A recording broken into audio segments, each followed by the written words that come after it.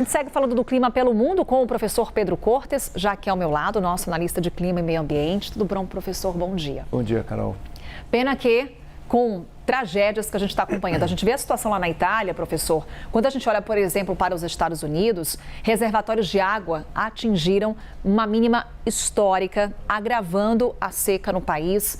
No Peru, fortes chuvas causando enchentes, inclusive no Peru, registro de terremoto. Professor, o que está acontecendo, hein?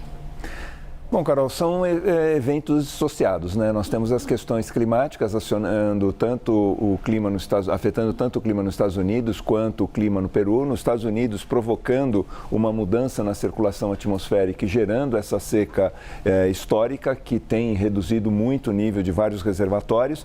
E no Peru, exatamente por conta do El Niño, nós temos uma maior concentração de águas quentes junto ao litoral do Peru. Então, isso faz com que a evaporação seja muito mais intensa e as chuvas, por consequência, também sejam muito mais fortes do que o esperado para essa época do ano.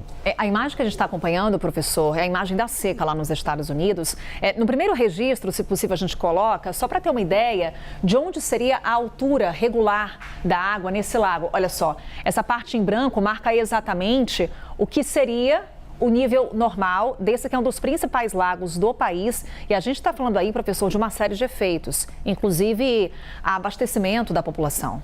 Não só abastecimento, mas também geração de energia elétrica. Alguns desses lagos, né, são de reservatórios voltados para a geração de energia elétrica e isso acaba fazendo com que eles tenham que usar mais energia termoelétrica, situação que ocorre também aqui no Brasil, né, quando nós temos uma redução significativa do nível dos reservatórios. Então, essa mais uma prova de que o El Niño e as mudanças climáticas têm afetado o mundo como um todo. Algumas regiões mais do que outras, mas de forma geral, todas as regiões elas são afetadas. E a gente coloca agora imagens do que está acontecendo lá no Peru, se possível, também para ilustrarmos com o professor. Lá, muita chuva, deslizamento de encostas. Essa imagem que chamou muita atenção, uma região de encosta na qual a estrada teve de ficar interditada por conta de deslizamentos. É chuva que bloqueia estradas por lá. Além disso, o país ainda enfrentou um terremoto. O que a gente tem de informações com relação a esse tremor? Veja, você estava comentando a respeito dos terremotos, não só no Peru, mas também nós tivemos na Colômbia recentemente, Venezuela, em outras áreas também do chamado Círculo do Fogo. E as pessoas se perguntam se isso é uma ocorrência, um padrão normal ou se nós estamos, assim como tem acontecido com o clima, nós estamos enfrentando também um aumento do número de terremotos. Em relação ao número de terremotos, o número ele é mais ou menos constante, não há alteração significativa.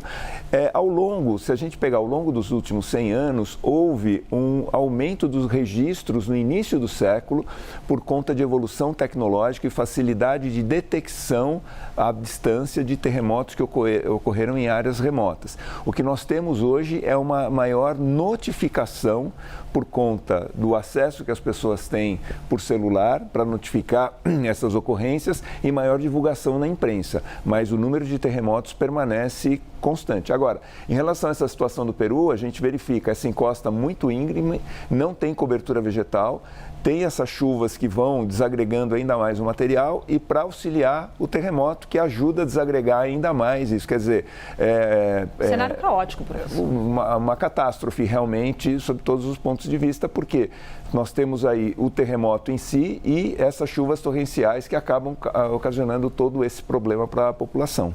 Professor Pedro Cortes falando sobre clima no mundo aqui com a gente. Daqui a pouquinho volta e a gente fala mais, professor. Até já.